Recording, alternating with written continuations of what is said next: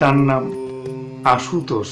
আবার শিব ঠাকুরের নিয়ম না মেলে যদি তার ব্রত করা যায় তাহলে কিন্তু তিনি আবার অসন্তুষ্ট হন, তাতে আমাদের ক্ষতি হওয়ার সম্ভাবনাই বেশি থাকে।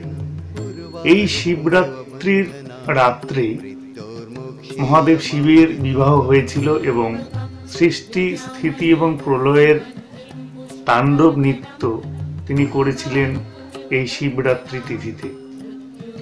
শিব পুরাণে এই শিবরাত্রির ব্রত খুব কঠিনভাবে উল্লেখ থাকলেও আমরা অনেকেই পেরে উঠতে পারি না, তাই কিছু সরলভাবে আমরা শিবরাত্রির ব্রত উদযাপন করতে পারি।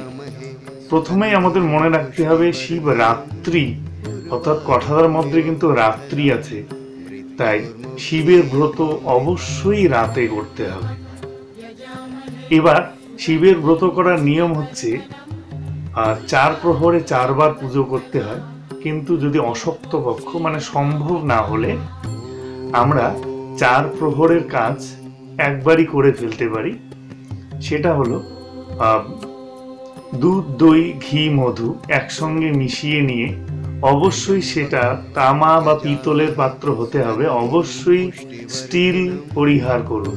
স্টিলের পাত্রে মহাদেবকে কখনোই অর্ঘ্য বা কোনো কিছু প্রদান করা যাবে না। একটা পিতলের ঘটিতে গঙ্গা জল নিন, কারণ শিবের মাথায় মা গঙ্গা থাকেন, অবশ্যই গঙ্গা জল নিতে হবে। উত্তর দিকে আমাদের শিবলিঙ্গে জল ঢালতে হবে। আর প্রথমেই গিয়ে ওই দুধ, দই, ঘি, মধু এগুলো শিবলিঙ্গে উত্তর দিক করে ঢেলে দিন। এবারে তারপরে একটা কুশিতে অর্থাৎ তামার বা যদি কুশি না থাকে বাটি বা পেতলের বা যদি পাথরে হয়, তার মধ্যে বেলপাতা, খানিকটা জল, অবশ্যই তিল, তারপরে মুগ, জব, গম এ সমস্ত 2-1টা করে দিন। দিয়ে তার মধ্যে নিখুঁত বেলপাতা অবশ্যই দিতে হবে, বেলপাতাটা যেন খুঁত না থাকে। দিয়ে শিব ঠাকুরকে অর্ঘ্য প্রদান করুন এবং তাতে 5 প্রকার ফুল থাকলে ভালো হয়, যার মধ্যে অবশ্যই ধুতুরা, আকন্দ, অপরাজিতা, নীলকণ্ঠ এবং সাদা ফুল থাকবে। ফুলেও কিন্তু চাপা ফুল বা কেওড়া ফুল শিব ঠাকুরকে দেওয়া যাবে না। এবার অর্ঘ্য প্রদান উত্তর দিকে দাঁড়িয়ে করলেন। অর্ঘ্য প্রদান করার পর কিন্তু আমাদের এই যে অর্ঘ্যগুলো শিবলিঙ্গের মাথায় দেয়া হলো সেগুলো এই গঙ্গা জল দিয়ে কিন্তু ধুয়ে দিতে হবে। এবার গঙ্গা জল দিয়ে ধুয়ে দিতে হবে। আর একটি কথা, যে শিবকে কোনো অর্ঘ্য প্রদান করতে গেলে বা আমরা এই দুধ, দই, ঘি, মধু দিয়ে শিবলিঙ্গ স্নান করাতে গেলে কিন্তু বিনা মন্ত্রে কোনো ফল হবে না। তাহলে কোন মন্ত্র আমরা করব?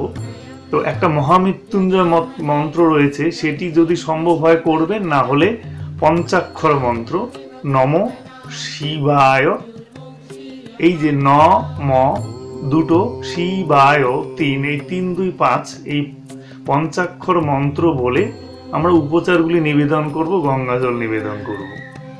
তাহলে আমরা অর্ঘ্য দেওয়ার পর গঙ্গা জল দিয়ে অর্ঘ্যগুলো শিবলিঙ্গের মাথার থেকে ওগুলো নিচে পড়ে যাবে, শিবলিঙ্গটা পরিষ্কার হয়ে গেল।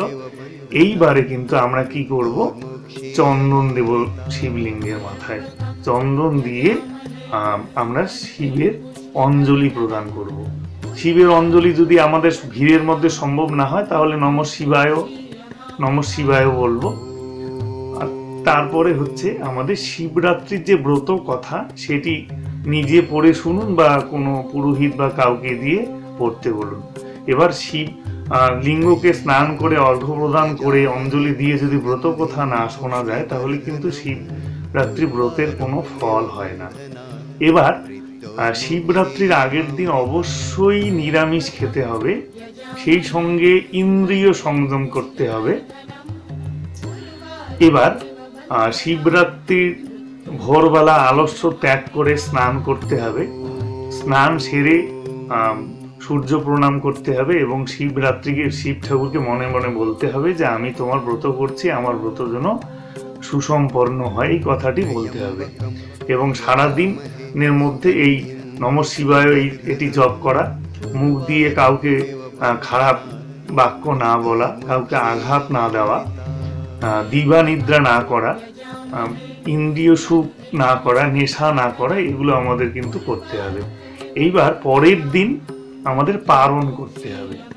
পরের দিন আবার শিব ঠাকুরকে প্রণাম করে পারণ করতে হবে।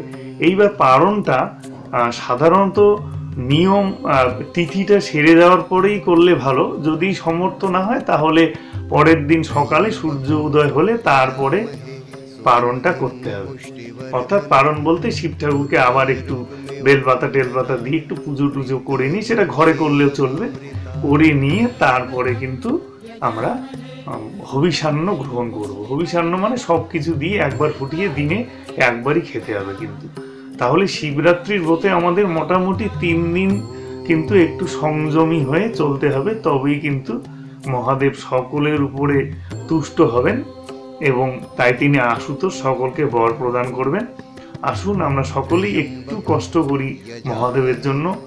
আর যে মন্ত্রটি মহা মন্ত্র, সেই মৃত্যুঞ্জয় মন্ত্রটি হচ্ছে ত্রম্বকং যজামহে সুগন্ধি পুষ্টিবর্ধনম উর্বারুকমিব বন্ধনামৃত্য মোক্ষিয়মৃতা। ঠাকুরকে ভুলেও প্যাকেটের দুধ, গরম দুধ দেয়া যাবে না।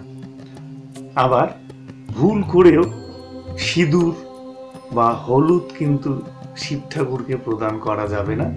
এটি কিন্তু আমাদের মনে রাখতে হবে।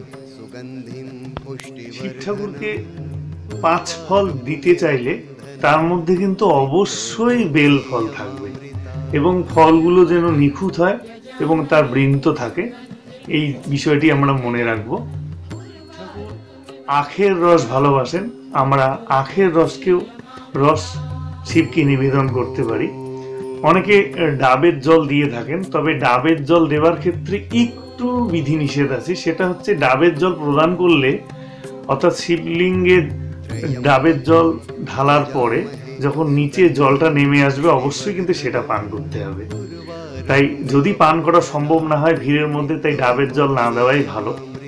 আর শিবকে নিবেদন করা দ্রব্যাদি কখনোই ভক্তদের মধ্যে পরিবেশন করা যাবে না।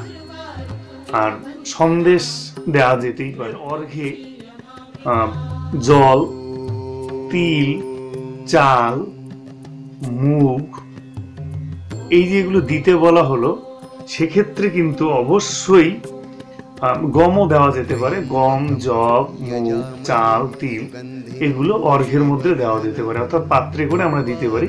কিন্তু চালটা যেন অবশ্যই অখণ্ড হয়, অর্থাৎ ভাঙা চাল কিন্তু শিবকে দেয়া যাবে না।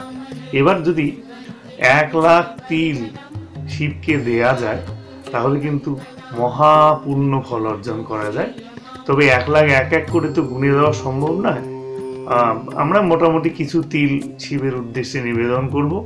যাই হোক, সবকিছুর মূলে একটা কথা মনে রাখতে হবে যে আয়োজনের থেকে ভক্তি, শ্রদ্ধা, নিষ্ঠা, এইটি সব থেকে বড় কথা। এই ভক্তি শ্রদ্ধা থাকলে